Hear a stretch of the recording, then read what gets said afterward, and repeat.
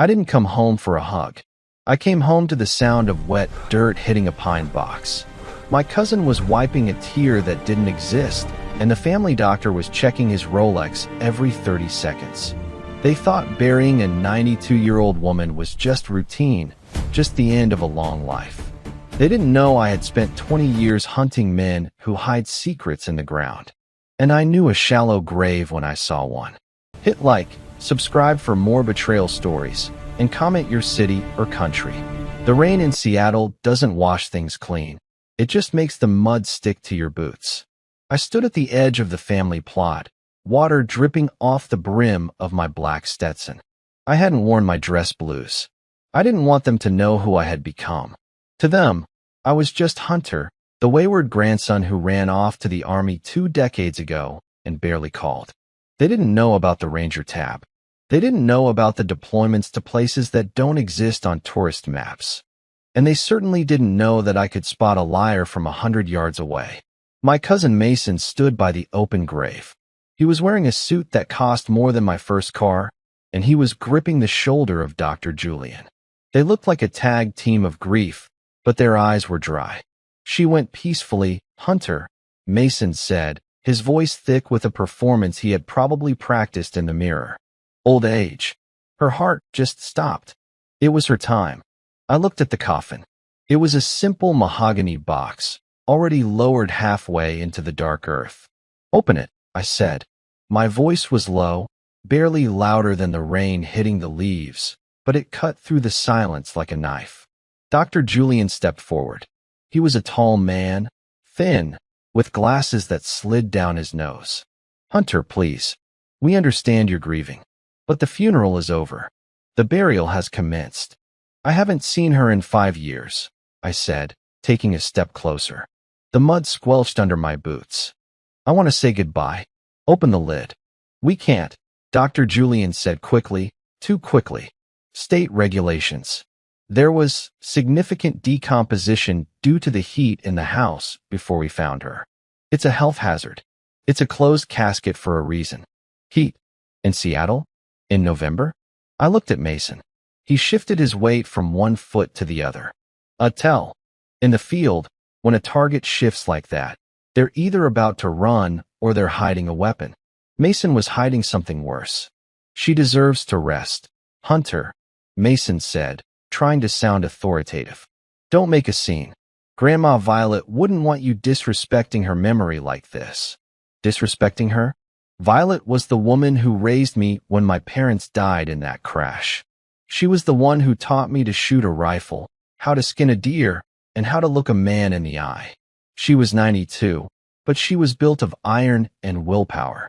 The idea that her heart just stopped without a fight didn't sit right with me.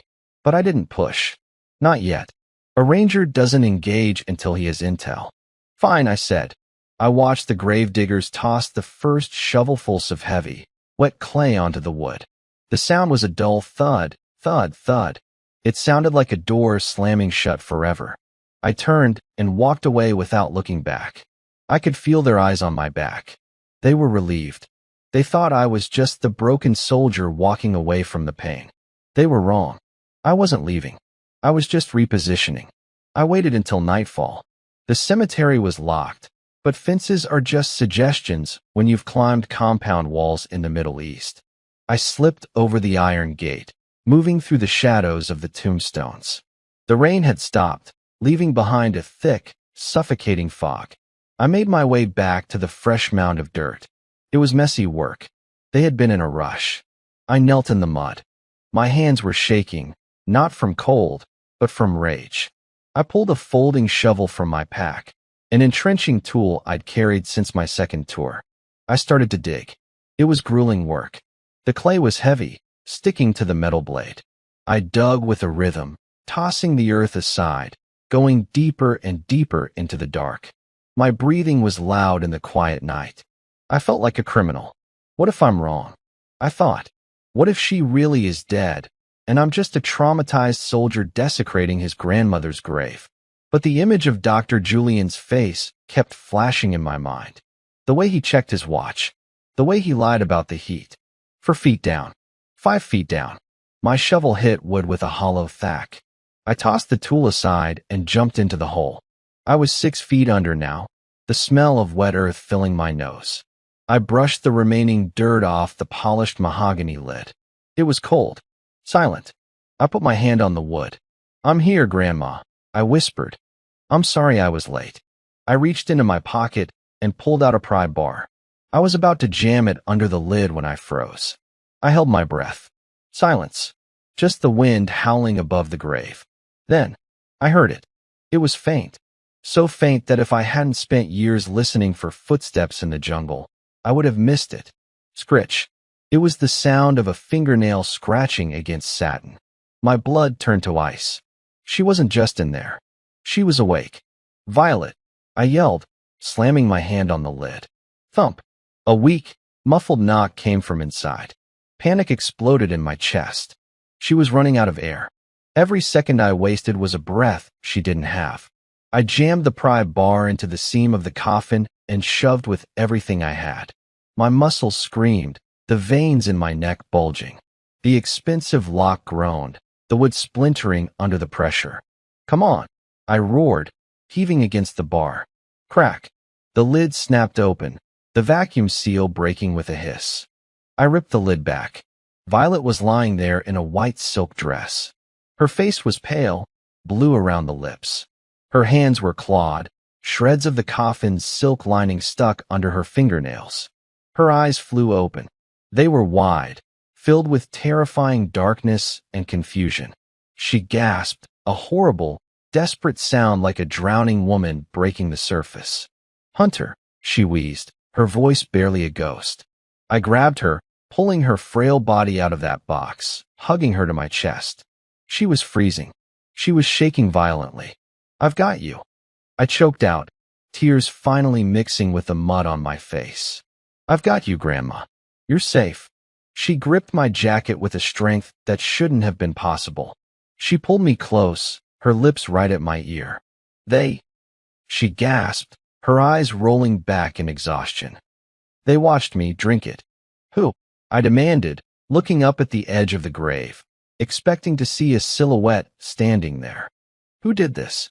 She slumped against me, unconscious, but breathing. I looked at the empty coffin. I looked at the scratches on the inside of the lid. Mason, Dr. Julian. They didn't just kill her. They buried her while she was still breathing. I wasn't a grandson anymore. I wasn't a civilian. In that hole, 6 feet under the surface of the earth, Hunter the man died. And the ranger was reactivated. I wasn't going to call the police. The police take statements. They fill out paperwork. They follow the law. I wasn't interested in the law. I was interested in justice. I hoisted her body up over the edge of the grave, climbing out after her. I looked down at the open box one last time. "Don't worry," I whispered to the empty grave. "I'm going to fill it. But not with her." I didn't wait for the sun to rise. Daylight brings eyes, and right now, I needed to be invisible. I wrapped Violet in my thermal poncho, the specialized fabric designed to trap heat in sub-zero alpine conditions. She was light, terrifyingly light, like a bird made of hollow bones. Every shallow breath she took rattled in her chest, a reminder that the poison, or whatever cocktail Dr. Julian had forced down her throat, was still working through her system. I carried her through the tree line, avoiding the main road. The cemetery backed onto the dense evergreen forest that surrounds Seattle, a terrain I knew better than the streets of the city itself. I had played war games in these woods as a kid. Now, the game was real.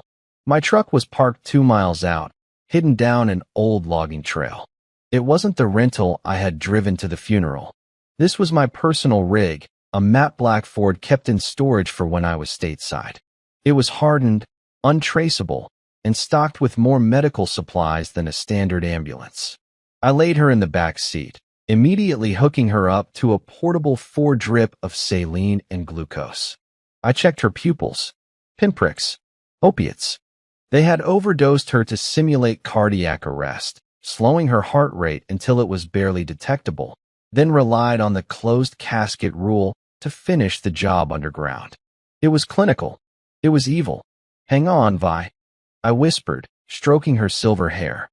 Flush it out. I drove for an hour, heading deep into the Cascades. Violet owned an old hunting cabin up near the snow line, a place Mason hated because it had no Wi-Fi and the plumbing groaned. It was perfect. It was off the grid, and more importantly, Mason had probably forgotten it existed. When we arrived, I kicked the door open and got a fire roaring in the stone hearth. I spent the next 6 hours working on her. I wasn't a doctor, but combat medics teach you how to keep a body alive when everything is trying to kill it. I monitored her vitals, kept her warm, and waited. Around dawn, her eyes fluttered open. The terror was gone, replaced by a dull, aching confusion. "Am I dead?" she rasped. "No," I said, handing her a mug of warm water. "You're in the cabin. I got you out." She took a sip, her hands shaking so hard I had to steady the cup. "Dr. Julian, he came to the house. He said he had a vitamin shot. For my energy." It burned, Hunter. It felt like fire in my veins. Then, I couldn't move. I could hear them talking, but I couldn't scream. My jaw tightened until my teeth ached. "What did they say?" "Mason," she whispered, a tear tracking through the dirt on her cheek. "He asked if the will was signed." Julian said, "Once she's in the ground, the timeline starts." They were rushing, Hunter. They were so scared of something. "The timeline," I repeated. It was a specific word. Military ops run on timelines. Corporations run on timelines. Inheritances usually just wait. "Why didn't you call the police?" she asked, looking around the rustic cabin. "Because Dr. Julian signed your death certificate," I said, putting a log on the fire. "And a judge sealed it. If I call the cops now, they take you to a hospital. Julian finds out. He finishes the job, and this time he makes sure I'm not around to stop it. We're ghosts now, Grandma. Until I know who else is involved, you stay dead." She looked at me, and for the first time in years, I saw the matriarch return. The fear in her eyes hardened into steel. She nodded. "What do we do?" "You recover," I said, standing up and checking my sidearm. "I go back. Back there." She grabbed my wrist. "Hunter, they killed me. They won't hesitate with you. They won't see me coming," I said. "To them, I'm just the grieving grandson who is going to fly back to base in 2 days. I'm going to walk into that house, eat their food, shake their hands, and look them in the eye. I'm going to find out what this timeline is." I left her with a burner phone, a loaded .38 revolver she knew how to use, and enough firewood for 3 days. The drive back to the city was a test of discipline. I wanted to drive my truck through Dr. Julian's front door. I wanted to drag Mason out by his expensive tie and dangle him off the Space Needle. But rage is a liability. Precision is the weapon. I parked my truck blocks away and walked to the family estate. It was a sprawling Victorian mansion on a hill, overlooking the Sound. The driveway was filled with luxury cars. The wake was still ongoing, or perhaps it had turned into a celebration. I walked up the steps, took a deep breath, and forced my face into a mask of exhaustion and sorrow. I rubbed my eyes to make them red. I slumped my shoulders to hide the combat-ready tension in my frame. I opened the door. The house smelled of lilies and expensive catering. Mason was in the living room, holding a glass of scotch, laughing at something a blonde woman in a red dress was saying. Dr. Julian was in the corner, speaking in hushed tones with a man I didn't recognize. A heavy-set guy in a cheap suit who looked like he carried a badge or a gun, or both. The laughter stopped when they saw me. Mason froze, his glass halfway to his mouth. "Hunter," he said, blinking. I thought you left." "I couldn't." I lied, my voice cracking perfectly. "I went to the airport, but I couldn't leave her. Not yet." Dr. Julian stepped forward, his eyes scanning me. He was looking for dirt on my knees. He was looking for suspicion. "It's hard, son," Julian said, his voice oily and smooth. "Grief makes us do strange things. But you need to rest." "I know," I said, walking past them toward the bar. I poured myself a water, ignoring the scotch. "I just want to stay in her room for a few days. Sort through her things. Say goodbye properly." Mason exchanged a sharp look with Julian. I caught it in the reflection of the mirror behind the bar. It was a look of panic. Her room, Mason said, stepping in my path. Actually, Hunter, we were planning to seal that room off. For preservation. The lawyers said, I'm sleeping in there, Mason, I said, cutting him off. I didn't raise my voice, but I let a tiny fraction of the ranger slip out. Just enough to let him know it wasn't a request. Unless you want to physically remove me. Mason swallowed hard. He was a soft man. He had never been in a fight in his life. He looked at Julian for help. Julian forced a smile. Of course not. Take all the time you need. We're family. Thanks, I said. I walked up the grand staircase, feeling their eyes burning into my back. I entered Violet's bedroom and closed the door. The moment the latch clicked, I dropped the act. I moved silent and fast. I scanned the room. Nothing seemed out of place, but the air felt stale. I went to the window and looked down at the garden. Mason and Julian had moved to the patio. They were arguing. I couldn't hear them through the glass, but I didn't need to. I reached into my bag and pulled out a laser microphone, a piece of kit I'd borrowed from a supply cache years ago. I aimed the invisible beam at the patio door glass. I put the earpiece in. The vibration of their voices on the glass translated into clear audio in my ear. He can't stay here, Julian. Mason was hissing. If he finds the deed, if he finds the map. Relax. Julian's voice was calm, dismissive. He's a grunt. A soldier. He's not a detective. Let him cry over her old sweaters for a day, and then he'll leave. We have the judge on board for Friday. By the time Hunter realizes what's happening, the land will be sold, and the water rights will belong to Omnicorp. Water rights. Omnicorp. I lowered the laser. Violet was right. It wasn't about the house. It was about what was under the house. I looked at the framed photo of Violet on the nightstand.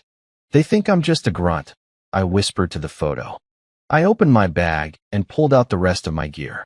Night vision monocular, fiber optic camera, and a roll of high-tensile tripwire. If they wanted to play games in this house, I was going to turn it into a haunted house. Operation Ghost Protocol was active. The next morning, the house didn't smell like grief anymore. It smelled like victory.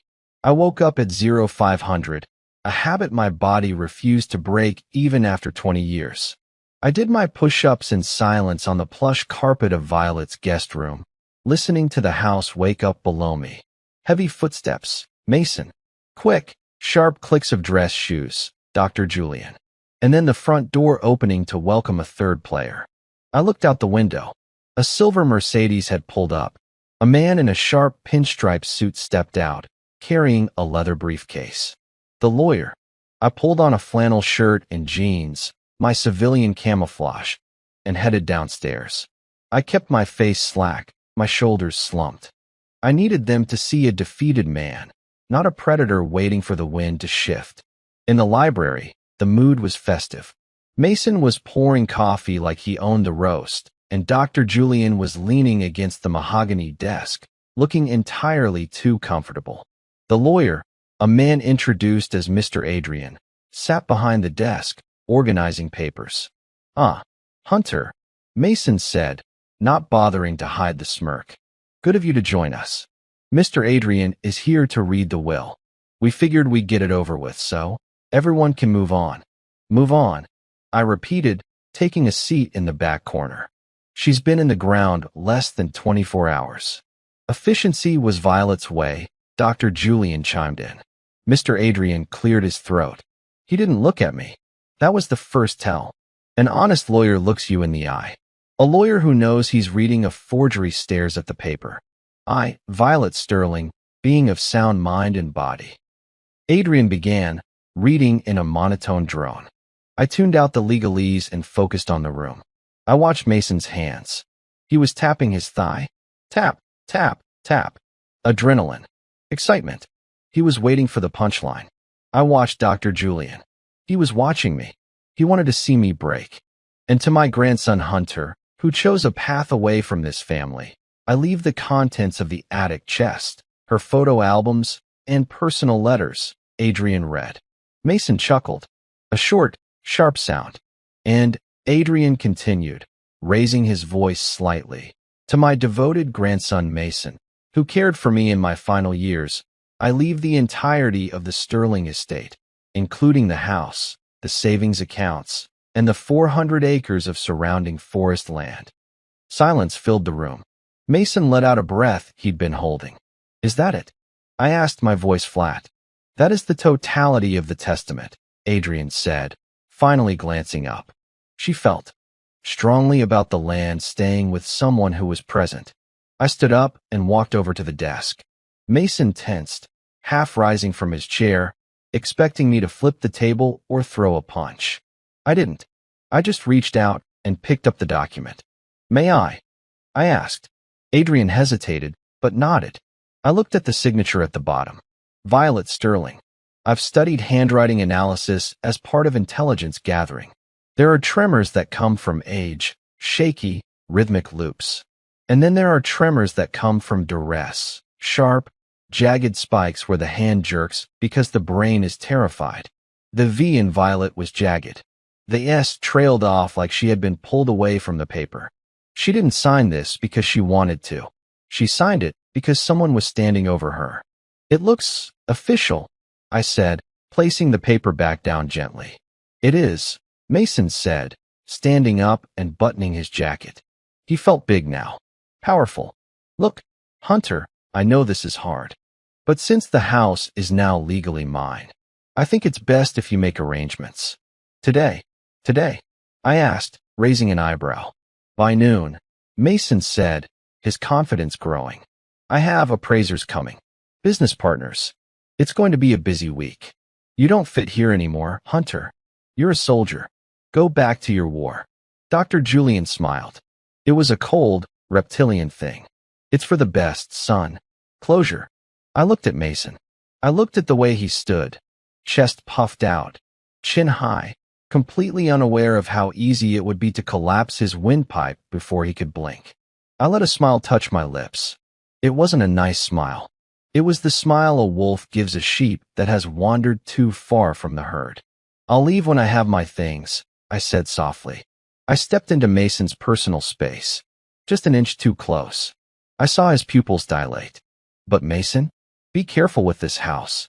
Old places, they have a way of digging up the past.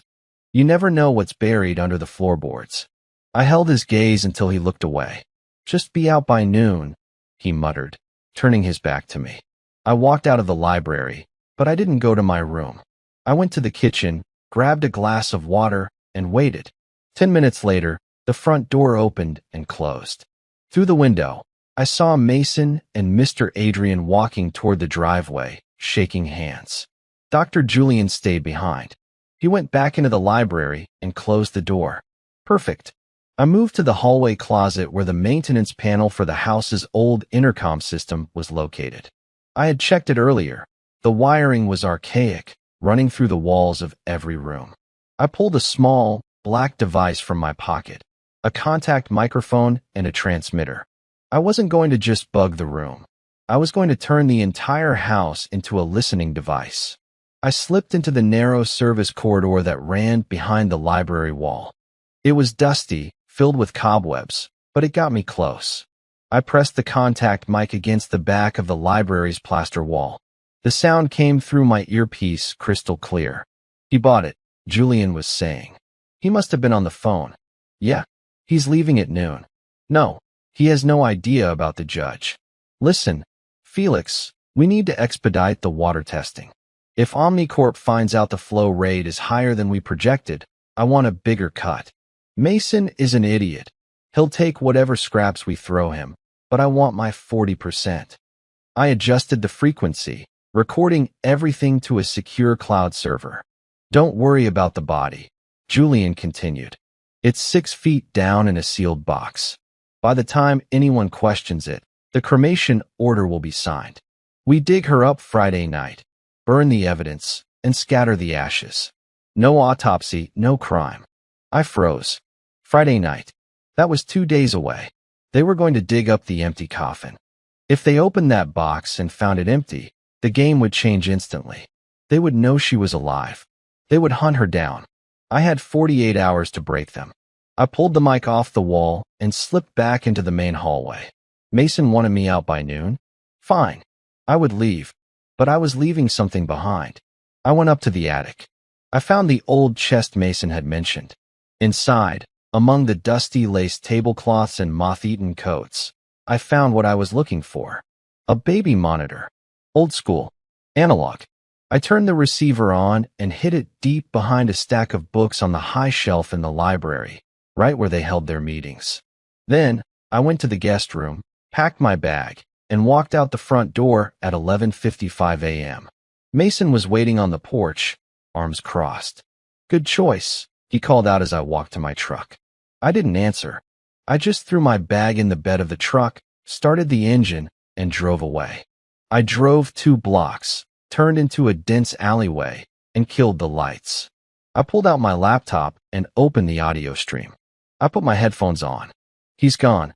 Mason's voice crackled through the feed. "Thank God. He creeps me out." "Forget him," Julian said. "Let's open the good scotch." "To the timeline." "To the timeline," Mason cheered. I sat in the dark cab of my truck, watching the audio waveforms spike on my screen. "Enjoy the drink, boys," I whispered, "because the hangover is going to be brutal." I wasn't leaving town. I was going hunting. And tonight, the haunting was going to begin. I spent the next 6 hours living inside my headphones. The cab of my truck was cold, the windows fogged up from my breath, but I didn't dare turn on the engine. Heat signatures are easy to spot if you know what you're looking for, and Dr. Julian struck me as the kind of man who was paranoid enough to check the perimeter. The audio feed from the library was mostly silence, punctuated by the clinking of ice in glasses. But then, the scotch started doing its work. Alcohol is the best truth serum in the world. It makes confident men sloppy. I still don't like it. Mason's voice came through, slightly slurred. "She moved, Julian." I swear I saw her hand twitch when we put the lid on. I pressed the headphones tighter against my ears. "Reflexes," Julian's voice replied, sharp and dismissive. "Post-mortem spasms. It happens." The cocktail I gave her, a blend of paralytics and beta blockers, stopped her heart long enough for the monitor to flatline. By the time the coroner arrived, she was cold. She was dead. "Mason, stop wetting yourself." I felt a cold rage settle in my stomach. Paralytics. They didn't just poison her. They froze her. She had been awake, unable to move, unable to scream, while they discussed her funeral right next to her bed. "It better be worth it," Mason muttered. "Worth it?" Julian laughed. "The contract with Omnicorp is worth $20 million. The water table under that useless forest is pure gold. Judge Felix has the paperwork ready. Once the cremation is done on Friday, the land transfers to the shell company, and we vanish. Judge Felix." I typed the name into my laptop. Felix D. Thornton, a senior superior court judge. Respected, untouchable, and apparently the linchpin of this entire operation. At 7 p.m., the front door opened. I watched through my night vision monocular as Dr. Julian walked to his car. He looked agitated. He was checking his phone constantly. I waited for his taillights to disappear around the corner before I started my truck. I kept my lights off, rolling out of the alley in ghost mode, using the ambient streetlights to navigate until I was on the main road. I tailed him for 20 minutes. He didn't go home. He drove to the industrial district, pulling into the back lot of a private, high-end cigar lounge called The Gavel. Appropriate. I parked a block away and moved on foot. The rain had started again, heavy and cold. I pulled my hood up. I wasn't Ranger Hunter tonight. I was just a shadow in a city full of them. Julian met a man by the rear exit. Under the yellow sodium light, I saw him clearly. Silver hair, heavy jowls, an expensive trench coat. It was Judge Felix. I aimed my parabolic microphone, a long-range listening device that looks like a small satellite dish, at them from behind a dumpster. "Risky, Julian," the judge was saying, smoke billowing from his mouth. "The grandson. You said he was a problem." "He's gone," Julian assured him. "He left town at noon. I saw him drive off." "Good," Felix grunted. "Because if he digs around, if he finds out about the water survey, I can't protect you. I signed a death certificate for a woman without an autopsy. That's 20 years in federal prison. Make sure that body burns on Friday. It will, Julian said. Consider it done. I lowered the mic. That was it. The confirmation. This wasn't just a murder. It was a conspiracy involving the highest levels of local law. They were going to destroy the evidence. Violet, in 48 hours. I had enough to put them away, maybe. But a corrupt judge can make evidence disappear. A corrupt judge can dismiss recordings as illegal wiretaps. I needed something undeniable. I needed them to confess in open court. Or better yet, I needed them to destroy themselves. I faded back into the darkness and returned to my truck. The drive back to the mountain cabin took 2 hours. The transition from the city's neon grit to the silent, towering pines felt like crossing into a different world. When I walked inside, the fire had burned down to embers. Violet was sitting in the armchair, wrapped in 3 blankets. She looked better. The color was returning to her cheeks, but her eyes were still haunted. She looked up as I entered. Did you find them? I sat down on the heavy wooden coffee table in front of her. I took her hands. They were warm now. I found out everything, I said softly. I told her. I didn't sugarcoat it. I told her about the paralytic drugs.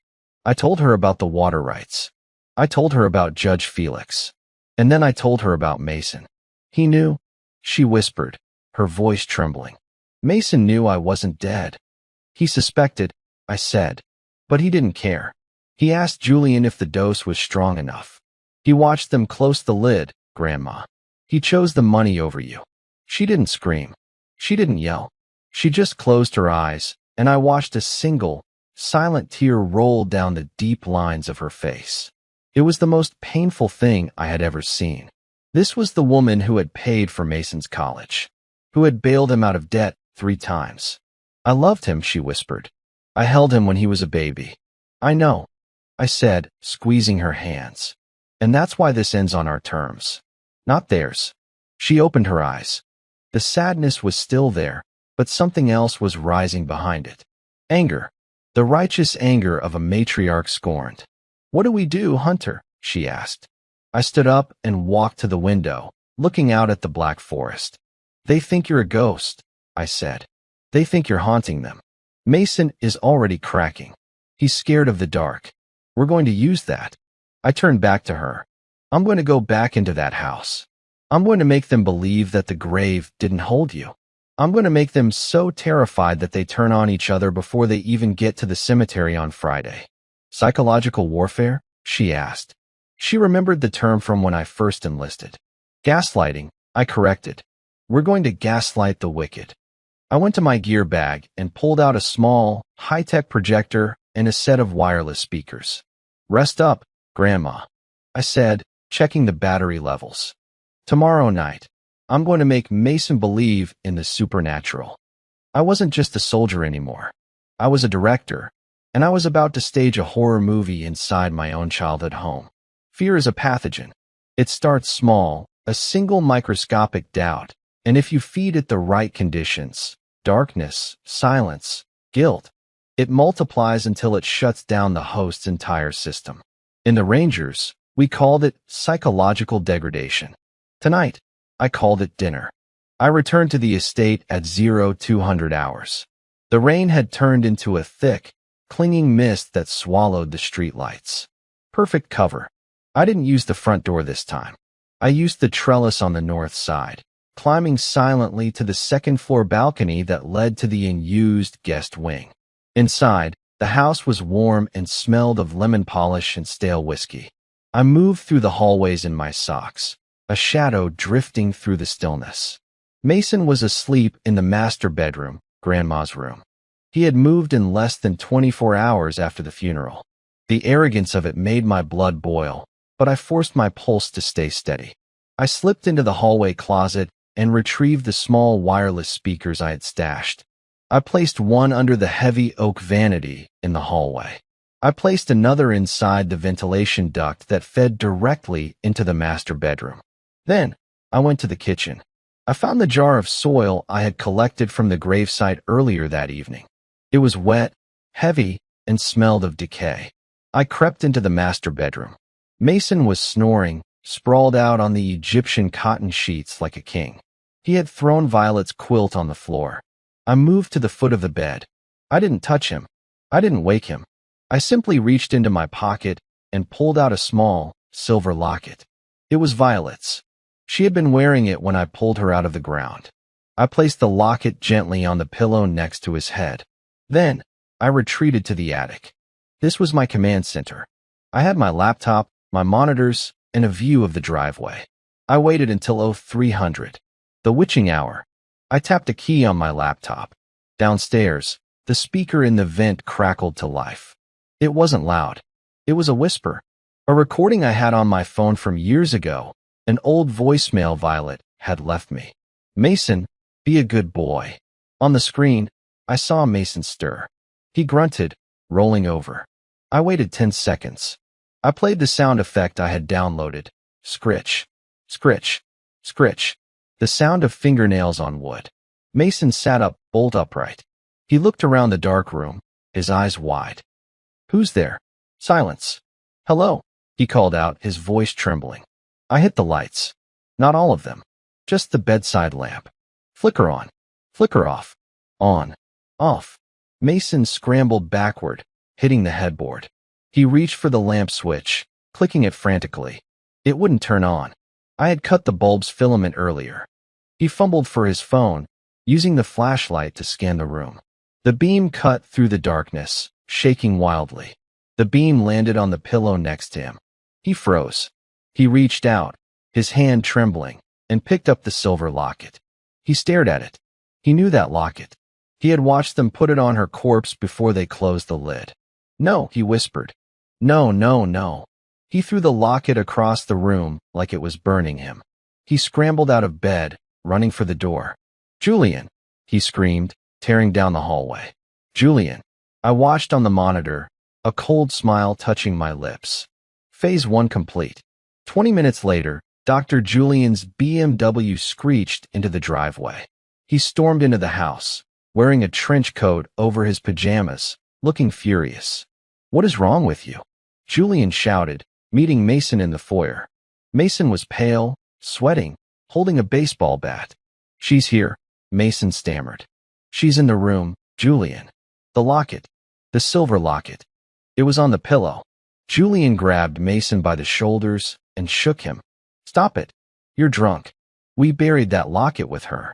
It's 6 feet under. I saw it. Mason yelled. Go look. It's on the floor. Julian pushed him aside and stomped up the stairs. I watched as he entered the bedroom. He scanned the floor with his phone light. Nothing. I had already gone back down and retrieved it while Mason was screaming in the foyer. Julian came back to the landing. There is nothing there, Mason. You are losing your mind. The stress is getting to you. I heard her, Mason whimpered. She whispered my name. It was the wind, Julian snapped. Pull yourself together. We have the exhumation tomorrow night. If you crack before then, we lose everything. I can't do it, Mason said, sliding down the wall to sit on the floor. I can't dig her up. What if she's waiting? Julian slapped him. The sound echoed through the house. She is dead, Julian hissed. She is a bag of bones and chemicals. And you are going to help me burn her so we can get our money. Do you understand? Mason nodded, holding his cheek. Good, Julian said. Now go sleep in the guest room. I'm going to check the perimeter. Julian walked out the front door. He marched to his car to get a flashlight. I was ready for him. When he opened his car door, he stopped. Sitting on the driver's seat was a single, muddy garden glove. Julian stared at it. He reached out and picked it up. It was caked in fresh, wet clay, the same red clay from the cemetery. He looked around the dark yard, his eyes wide. Who's there? He called out. He pulled a small pistol from his coat pocket. I'm armed. Come out. I watched him from the attic window, hidden behind the curtains. He was terrified. The logical doctor, the man of science, couldn't explain how fresh grave dirt got into his locked car. He got back into his car, locked the doors, and started the engine. He didn't drive away. He just sat there, engine idling, looking out into the darkness. He was afraid to leave Mason alone, but afraid to go back inside. I went back to my laptop. I opened the smart home app that controlled the estate's thermostat. I dropped the temperature in the house to 50 degrees. Then, I accessed the audio system again. I didn't play a whisper this time. I played the sound of a shovel hitting dirt. Thud, thud, thud. I looped it. Downstairs, I heard Mason start to sob. I leaned back in the dusty chair, watching the screens. They were turning on each other. Mason was breaking, and Julian was realizing that he wasn't in control anymore. Sleep tight, boys, I whispered. Tomorrow was Friday. The cremation. They were going to go to the graveyard expecting to find a body to burn. Instead, they were going to find an open door to hell. And I would be standing on the other side. Friday morning arrived under a blanket of slate-gray clouds. The rain had paused, but the air was heavy with moisture, the kind that soaks into your clothes and chills you to the bone. The house was quiet. Mason hadn't come out of the guest room. Dr. Julian had fallen asleep in his car, a pistol on his lap, exhausted from watching shadows that weren't there. I left the attic at dawn, slipping out the back way. I had terrorized them enough for one night. Now, I needed the final piece of the puzzle. I knew what they were doing, selling the land, and I knew how, faking the death, but I needed to know why Judge Felix was risking his entire career for it. A senior judge doesn't commit a federal felony for a standard kickback. The answer lay in the judge's private archives. I drove to the county courthouse. It was a fortress of limestone and granite, buzzing with lawyers and clerks. But I wasn't going in the front door. I drove past it, parking 3 blocks away in a paid garage. I swapped my flannel for a utility jumpsuit I had picked up at a surplus store. I put on a hard hat and grabbed a clipboard. City Water and Power was stenciled on the back. It's amazing where a clipboard and a confident walk can get you. I entered through the service entrance near the loading dock. Water main check. I muttered to the security guard, not even slowing down. Basement level. He grunted, barely looking up from his phone. I took the freight elevator down, but I didn't go to the water mains. I picked the lock on the stairwell door and moved up to the 3rd floor, the records division. Judge Felix's office had a private records annex. It was where he kept the sealed files, the sensitive cases. I had spotted the location on the building blueprints I'd pulled online the night before. I reached the door. Electronic keypad. I pulled out a small aerosol can of thermal dust and sprayed the keypad. The numbers 1, 4, 7, and 9 glowed faintly where fingers had pressed them recently. I tried the combinations. 1974, red light. 1479, red light. 9741, click. Green light. I slipped inside. The room smelled of old paper and dust. Rows of filing cabinets lined the walls. I moved to the desk, booting up the computer. It was password protected, of course, but I didn't need to log in. I inserted a USB drive loaded with a keylogger script. I just needed the physical files. I started digging through the drawers labeled pending property disputes. Nothing under Sterling. Nothing under Mason. I frowned. They were smarter than that. I looked at the map on the wall. It was a zoning map of the county. There was a red circle drawn around the Sterling estate, Violet's land. But the circle didn't just cover the forest. It extended 5 miles north, encompassing a small, dried-up creek bed. I pulled the file corresponding to that grid sector, Sector 4 Alpha. I opened the folder. My eyes widened. It wasn't just a water reservoir. The documents were from a geological survey company, dated 3 weeks ago. Confidential report. Massive lithium deposit confirmed. Sector 4 Alpha, Sterling Estate. Estimated value, $400 million. I froze. Lithium. The white gold of the tech world. Batteries for electric cars, phones, everything. They weren't selling the water rights to OmniCorp. They were selling a lithium mine. Judge Felix wasn't just getting a cut. The documents showed a shell company, Terra Nova Holdings, listing Felix's wife as a silent partner. He wasn't selling the land. He was buying it, using Mason as the useful idiot to sign it over for pennies, while he kept the hundreds of millions in mineral rights. 20 million was the lie, I whispered. 400 million is the truth. Suddenly, the door handle rattled. I dove behind a row of filing cabinets. The door opened. Heavy footsteps. I don't care what the surveyor says, a voice boomed. It was Judge Felix. If that soldier boy comes back, we have a problem. Is the security team ready for tonight? Yes, Your Honor, a deeper voice replied. We have a team at the cemetery. If he shows up, he disappears. Good, Felix said. And the body? Julian burns it at midnight. Once it's ash, there's no DNA. No proof. I held my breath, gripping my knife. They were bringing a hit squad to the cemetery. Felix walked to the desk. He picked up a file, signed it, and threw it down. Get the car, Felix said. I have a tea time. They left, the door clicking shut. I waited 5 minutes, then stood up. I took photos of the lithium report with my phone. I took photos of the Shell company registration. I had the motive. I had the proof. But now the stakes were higher. They weren't just two greedy family members. This was a paramilitary operation protecting a $500 million fortune. I slipped out of the office, descended the stairs, and walked out of the building. I sat in my truck, looking at the photos. If I went to the police with this, Felix would bury it. He owned the local precinct. I needed to bypass the law. I needed to bring the law to them in a way they couldn't control. I looked at the time. 2 p.m. 10 hours until midnight. 10 hours until they opened the empty grave. I started the engine. You want a war? I said to the rain-slicked windshield. You just deployed a ranger to a combat zone. I wasn't going to stop them from going to the cemetery. I was going to invite them in. I drove back to the cabin. Violet was waiting. We have to move, I said, packing the gear. Tonight is the end game. Where are we going? She asked. To the graveyard, I said. We're going to attend your cremation. I wasn't going to hide anymore.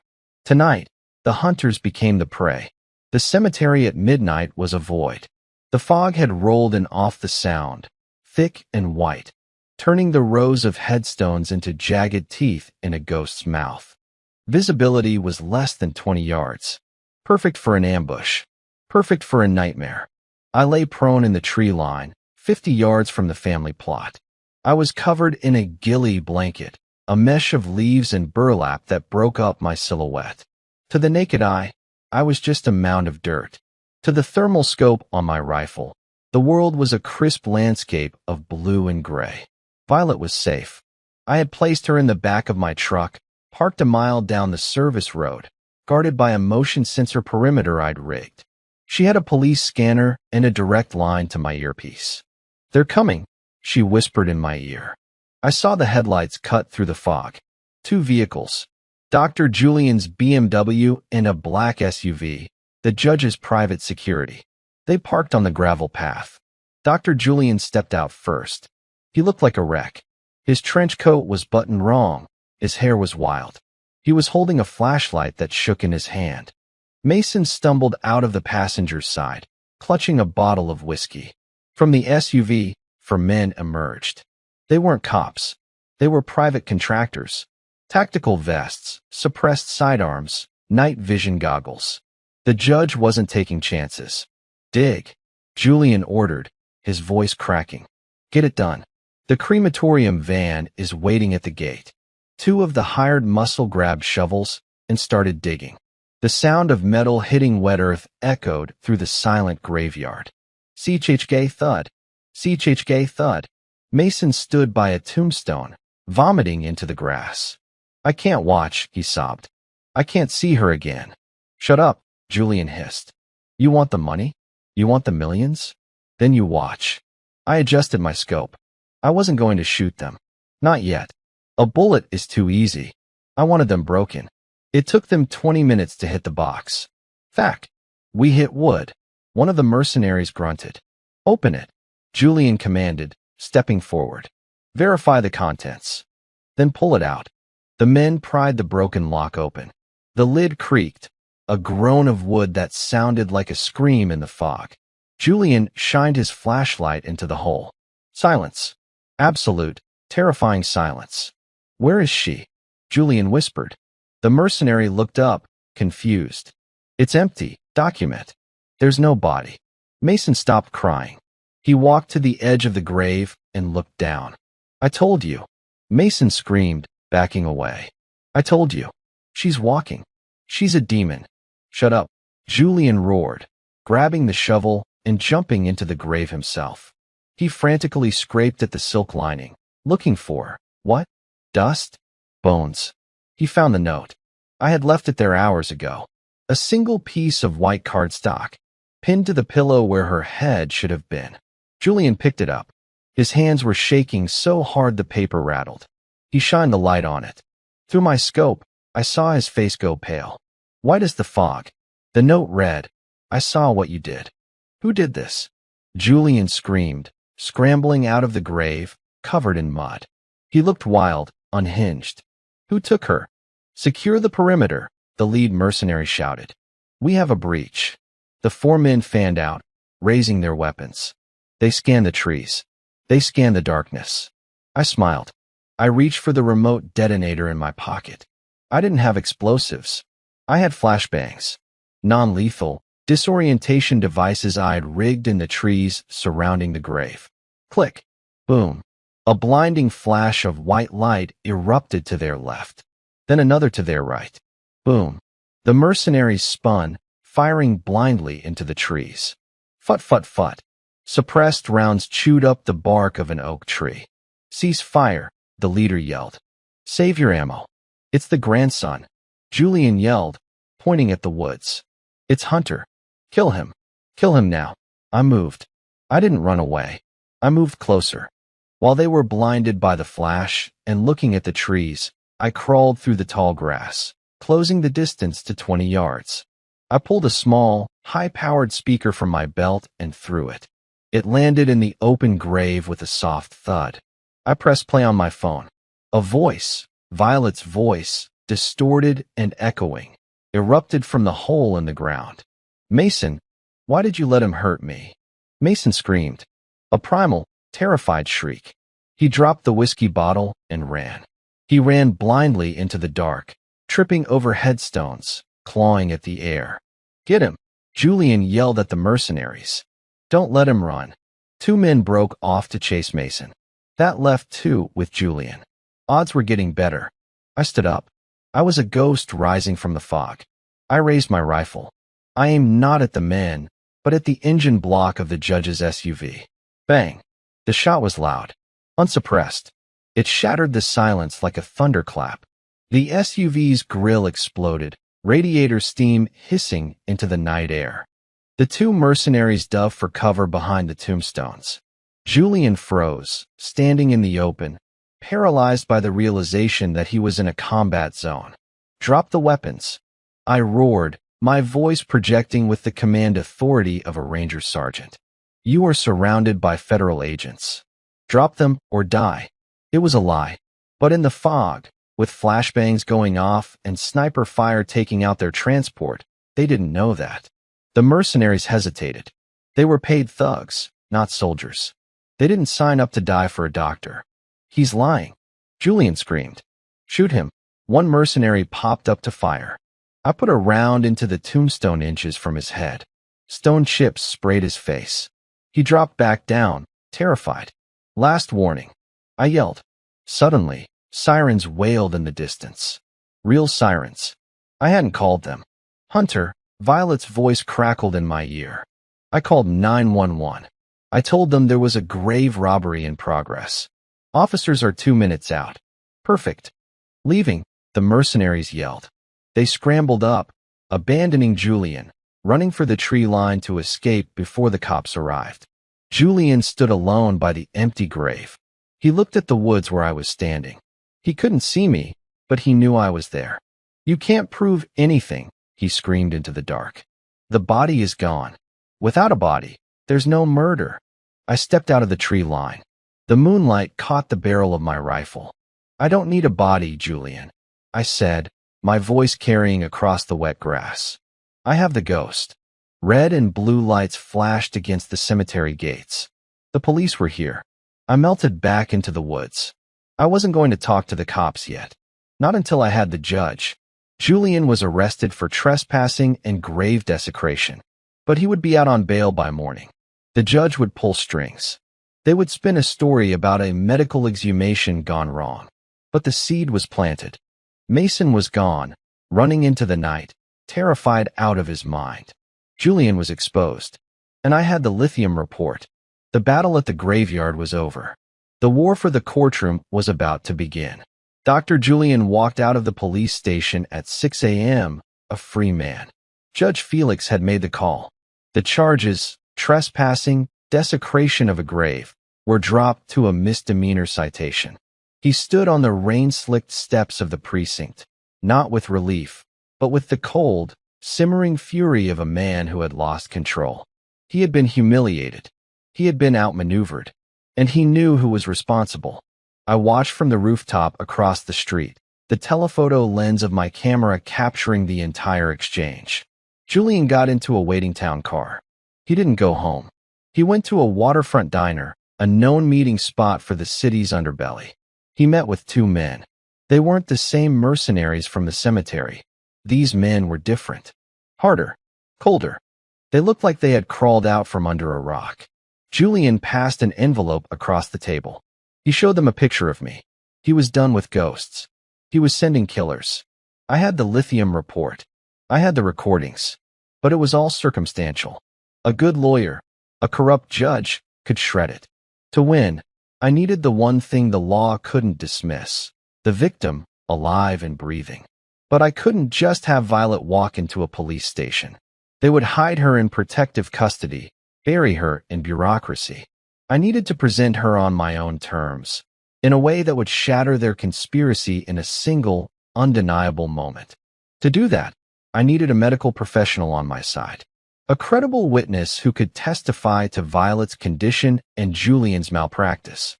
My mind went back to a conversation with Violet in the cabin.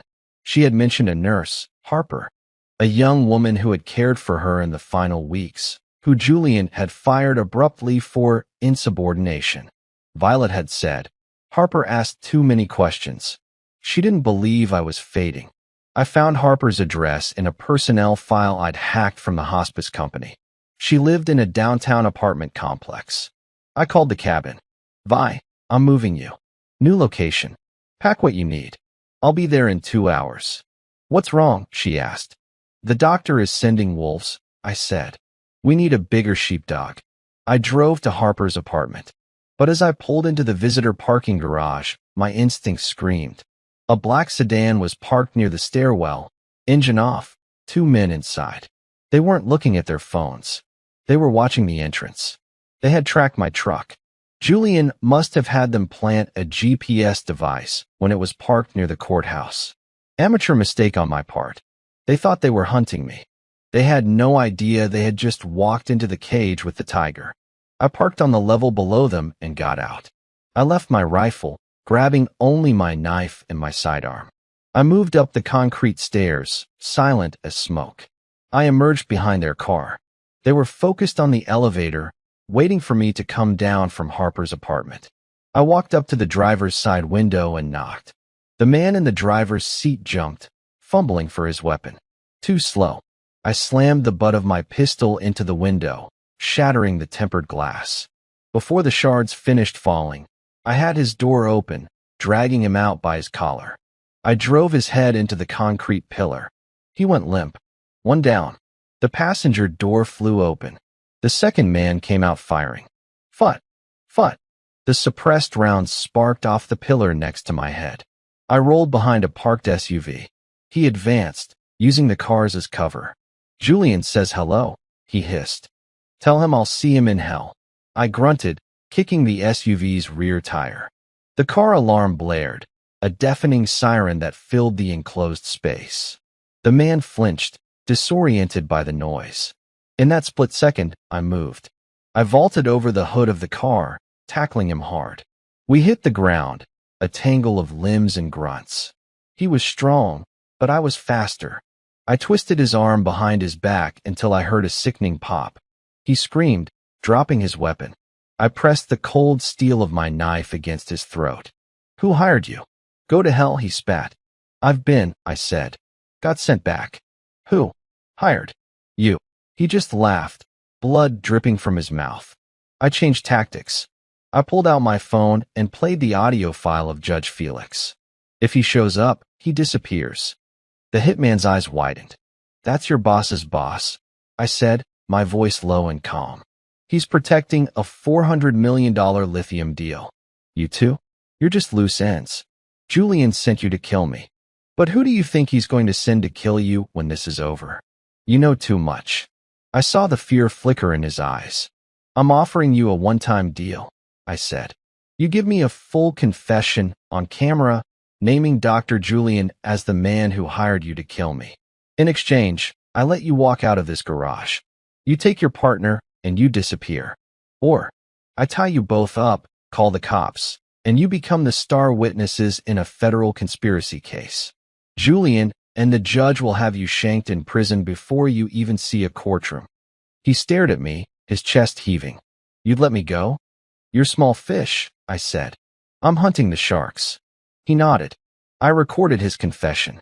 It was short, brutal, and perfect. Dr. Julian paid us $50,000 to kill Hunter Sterling. He said he was a threat to a business deal. I took their weapons, patched up the conscious one's bleeding head, and watched them limp out of the garage. Then I went to find the nurse. Harper opened her door with a chain lock still on. She was young, with sharp, intelligent eyes that held a hint of defiance.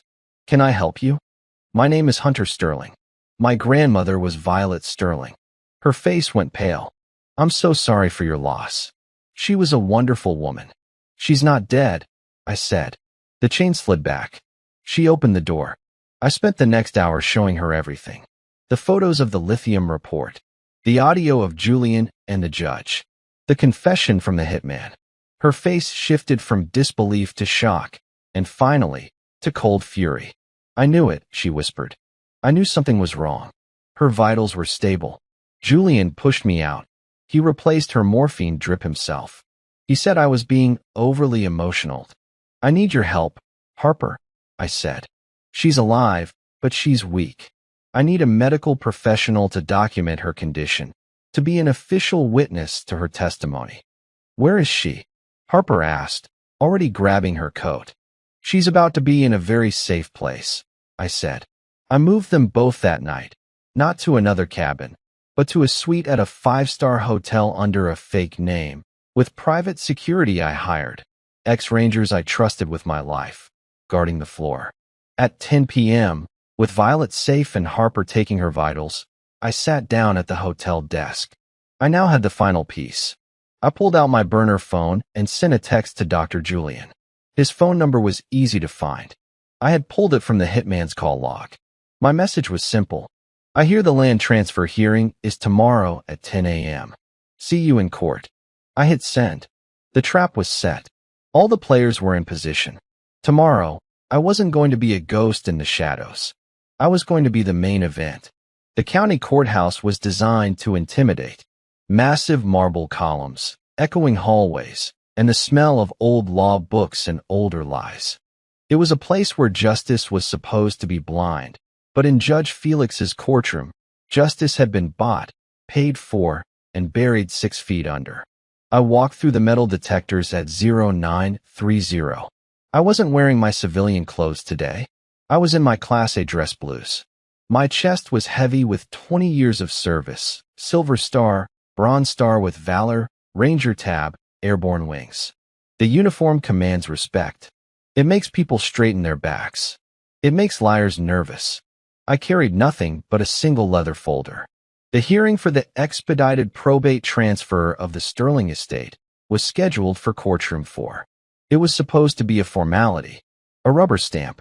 Mason would sign the papers, Judge Felix would bang his gavel, and the land would belong to Terranova Holdings by lunch. I pushed open the heavy oak doors. The room was nearly empty. Just the court reporter, a bailiff who looked bored, and the conspirators. Mason sat at the plaintiff's table, looking twitchy in an ill-fitting suit. Dr. Julian sat behind him, whispering in his ear.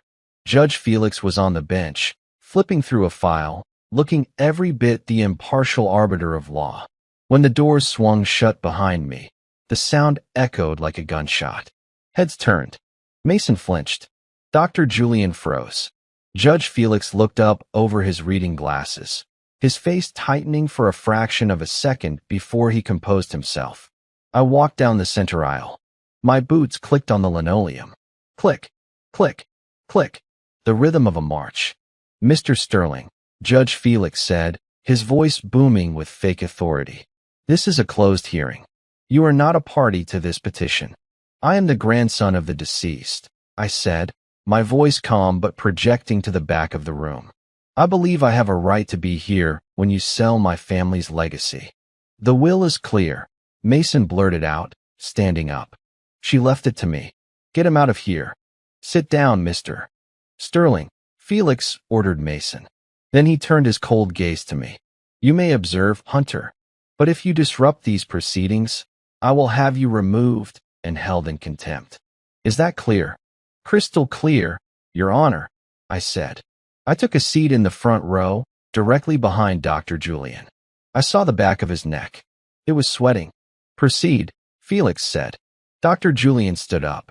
Your Honor, as the attending physician, I certified the death of Violet Sterling.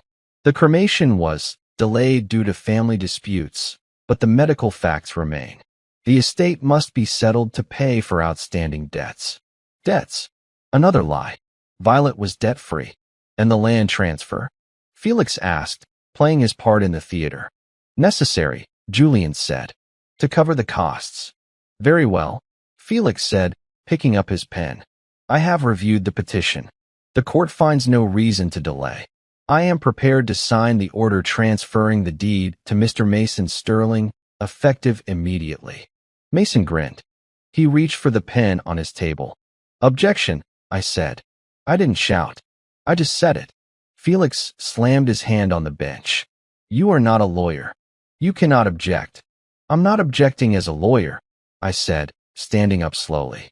I'm objecting as a witness to a crime. Bailiff, Felix shouted. Remove him. The bailiff started to move toward me. If you touch me, I said to the bailiff, keeping my eyes on the judge, you become an accessory to attempted murder, fraud, and federal conspiracy. The bailiff stopped. He looked from me, a decorated ranger, to the judge. He hesitated.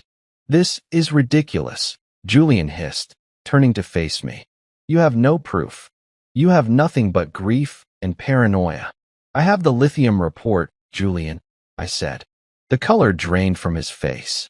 I have the audio of you and the judge discussing the timeline at the gavel. I continued, taking a step closer. I have the confession of the 2 hitmen you sent to kill me last night. They're in FBI custody right now. That was a bluff. The FBI wasn't involved yet. But they didn't know that. Judge Felix stood up, his face purple. This court is adjourned. Clear the room. I'm not done, I said. You said there was no body, Julian. You said without a body, there's no murder. You opened that grave and found it empty, and you thought you were safe. I turned to the heavy double doors at the back of the courtroom. But you forgot one thing, I said. I'm a ranger. We don't leave anyone behind. I nodded to the bailiff, who was now watching me with wide eyes. Open the doors. The bailiff obeyed. He pushed the doors open. A gasp went through the room. Nurse Harper walked in first, pushing a wheelchair. And sitting in that chair, frail but upright, wearing a clean blue dress and a shawl, was Violet Sterling. She looked like a queen returning from exile. Mason screamed. He actually screamed. He scrambled backward over his chair, crashing to the floor. She's dead. I buried her. I saw them put her in. You tried, Mason, Violet said. Her voice was weak, but in the silent courtroom, it sounded like thunder. You buried me, but you didn't check for a pulse. Dr. Julian looked like he was having a stroke. He looked at the judge, then at the door, realizing there was no exit. Your Honor, I said, walking toward the bench. I present the deceased. She seems to have an objection to the sale of her property. Judge Felix slumped in his chair. The pen rolled out of his hand. Harper, I said, please read the medical report. Harper stepped forward, her voice shaking slightly but gaining strength. I have documented evidence of paralytic toxins in Mrs. Sterling's blood work, consistent with the samples found in Dr. Julian's private medical bag. She was induced into a death-like state, certified dead without an autopsy, and buried alive. The court reporter had stopped typing. Her mouth was open. "This is a lie," Julian shouted, suddenly lunging for the evidence table, trying to grab the lithium report I had placed there. "It's all fake." I moved. I didn't need a weapon. I intercepted him in 2 strides. I grabbed his wrist, twisted it behind his back, and slammed him face first onto the defense table. "Don't move," I whispered in his ear, "or I break it." Mason was sobbing on the floor, curled into a ball. "He made me do it. Julian made me do it. I just wanted the money." I looked up at Judge Felix. He was staring at the phone on his desk. He was thinking about calling his security. Or maybe his wife.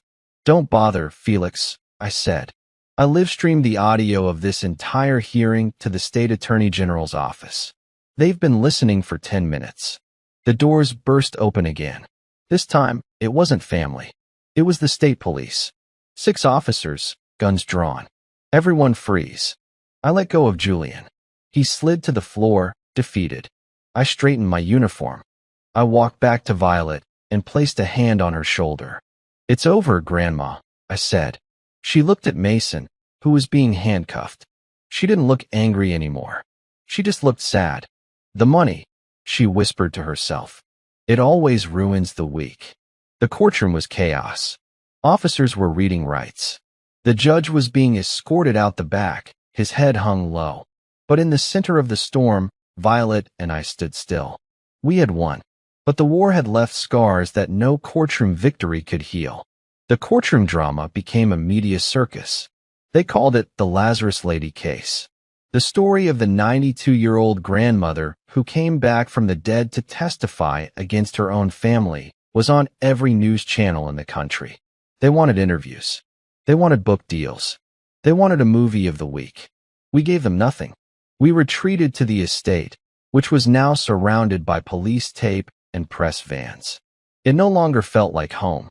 It felt like a crime scene, a monument to greed. The legal process unfolded with grim efficiency. With Violet alive and testifying, the case was airtight. Dr. Julian, facing life in prison for attempted murder and a raft of federal charges, took a plea deal.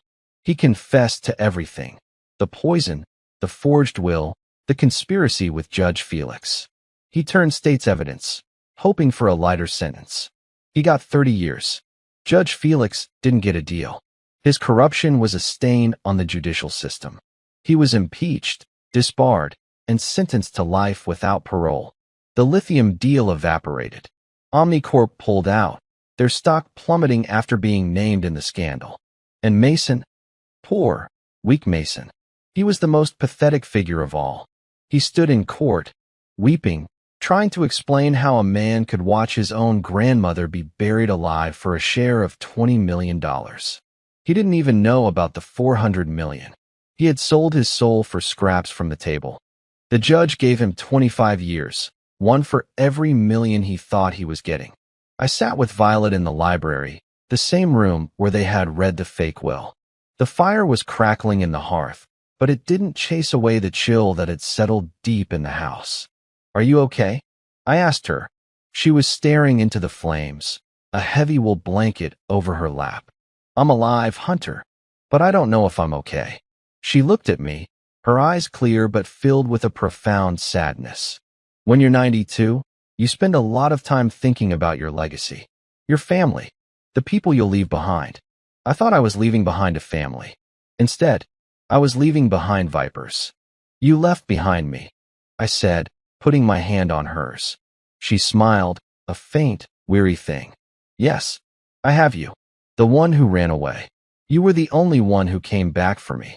We didn't talk for a long time after that. The silence was heavy with everything we had lost. A few days later, a package arrived. It was from the State Attorney General's office.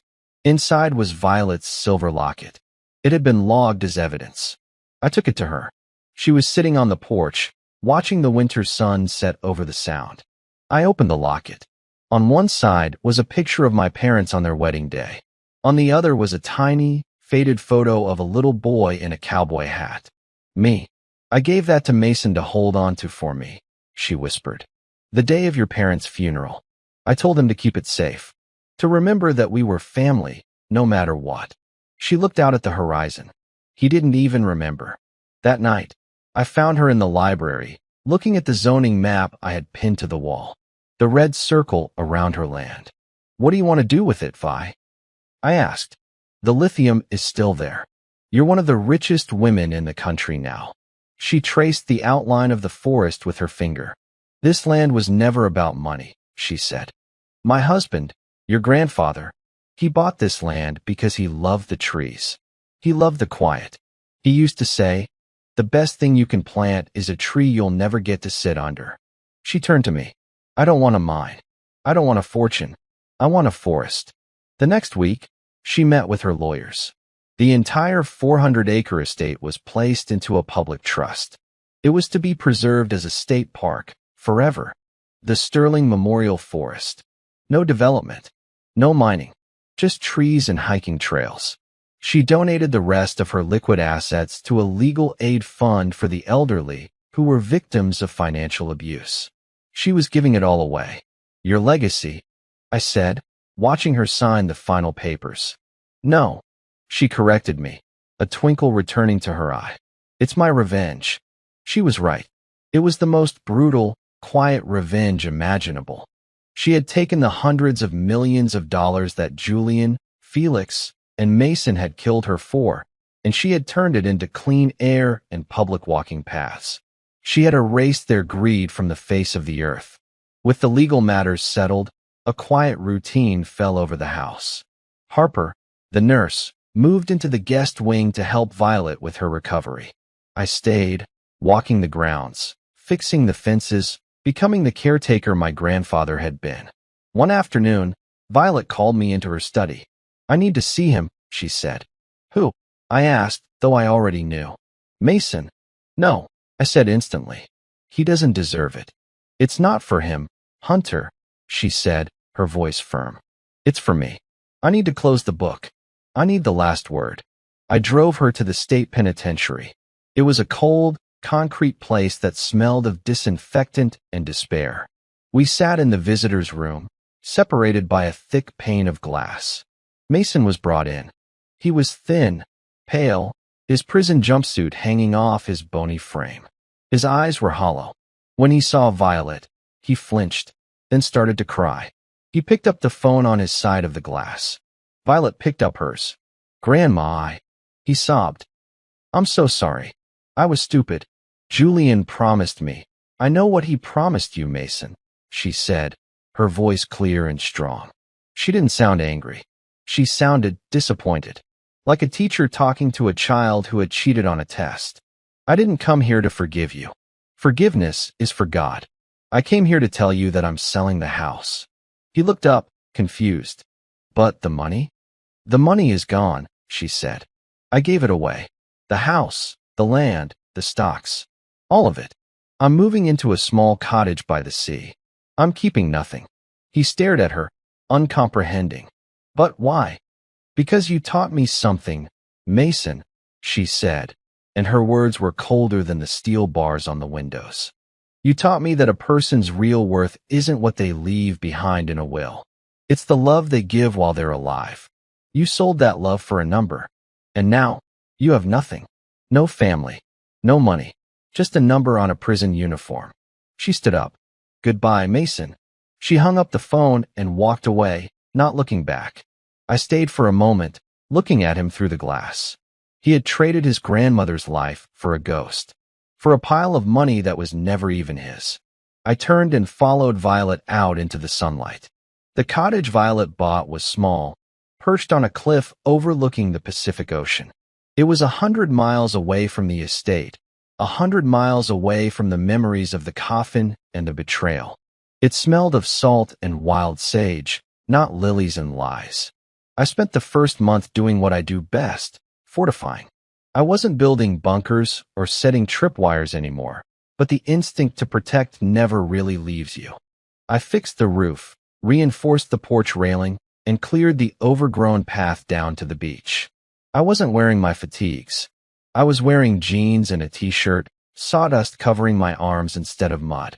For 20 years, my life had been defined by the mission. Go here. Secure this. Eliminate that target.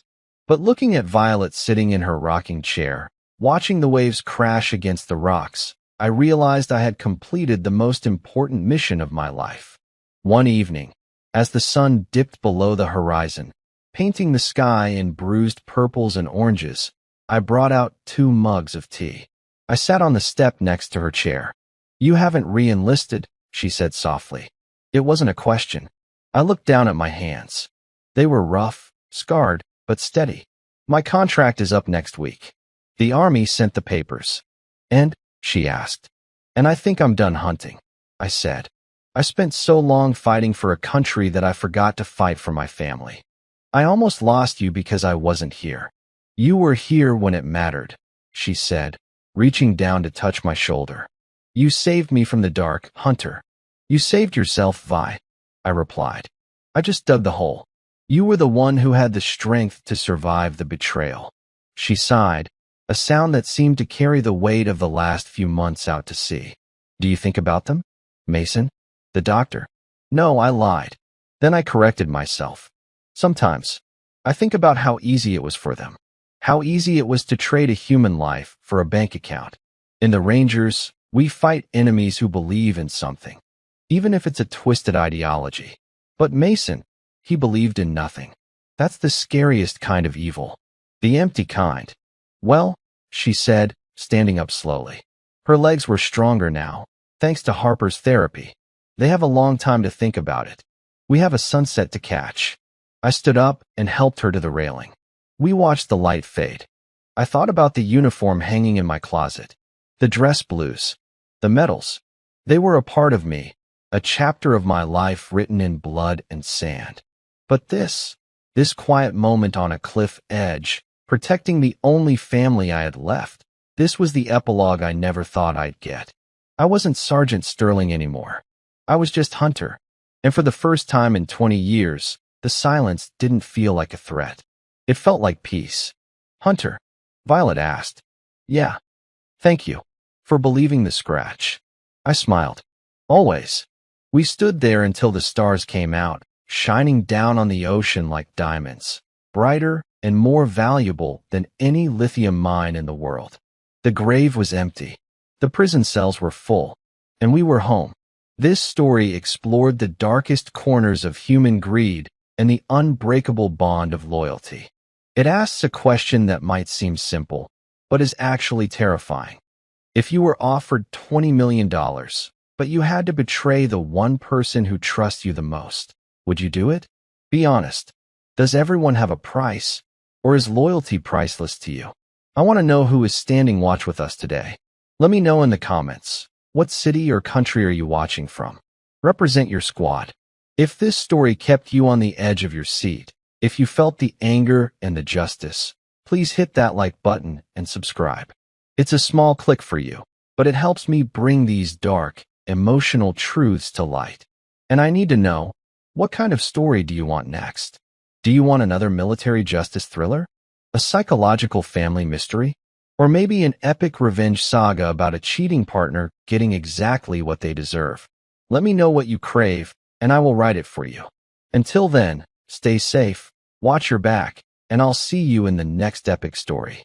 Take care.